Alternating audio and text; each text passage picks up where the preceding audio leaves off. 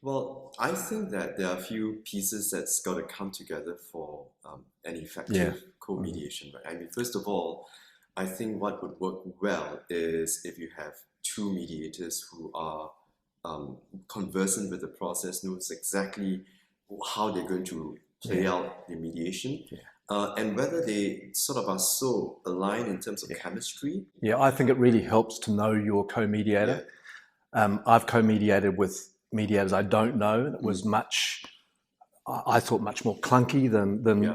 we did because we've known each other for Yeah.5 or 6 years. Yeah. Yeah. Yeah. So I think it does make a difference, the chemistry. Yeah, but also I think that in my sort of experience, sometimes you do get instances where you need to co-mediate with someone maybe you're meeting for like the first time, Yeah, yeah, and that yeah. can be a real challenge. Well, yes, often the parties will pair you together with someone who knows about the engineering Yeah, or the environmental issues or the geotechnical issues. yeah, So you've got a mediator and then a mediator, but who's a specialist in certain areas. And that's a wonderful combination of skill and technical knowledge. yeah.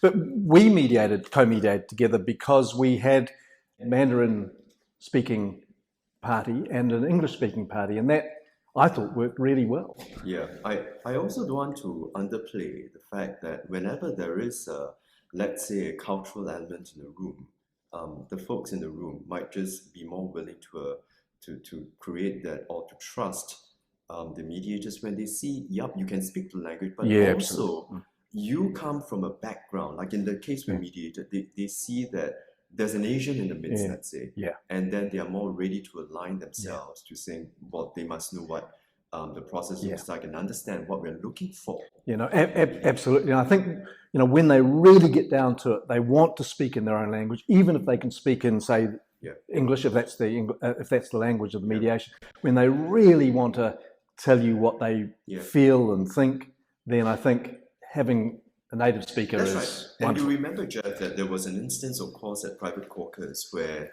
the parties really wanted to speak their own Yeah, language. yeah, I do. And it's very helpful then to be able to get into a Yeah, room and just to have that yeah, conversation in the kind of language that they are comfortable with. yeah, And yeah, those are usually the pivotal moments when yeah. you have a co-mediation. Yeah, but there are other reasons why we'd use co-mediation. I mean, one very simple reason is when there's a lot of bodies in the room, Yeah, and we need two of us to manage the process. yeah, yeah, yeah. Just because if there are 30 people in the mediation, it's helpful to have two people, sort of corralling.